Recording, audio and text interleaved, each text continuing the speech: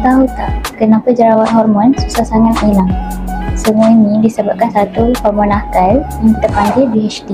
Bila hormon DHT ini berlebihan, kulit kita akan mula rosak, yang pori pun jadi aktif dan minyak pun makin banyak.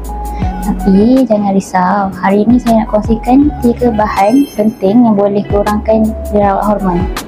Pertama, asid azelaic. Dia bantu untuk kawal pengeluaran minyak, cerahkan kulit dan lawan bakteri yang disebabkan jerawat. Yang kedua, niacinamide. Bahan ini bukan sahaja bantu kurangkan minyak, tetapi bantu juga untuk cerahkan kulit dan pudarkan parut jerawat sampai kuatkan lapisan kulit. Yang ketiga, ada beli.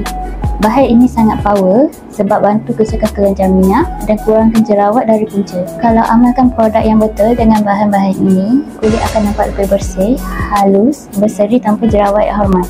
Kalau anda dah cuba macam-macam tapi jerawat masih tak settle, datanglah ke iHealth Wellness and Spa untuk konsultasi dengan kami. Kami bantu rawat dari punca. Jangan lupa like, follow and subscribe untuk lebih banyak tips kecantikan daripada kami.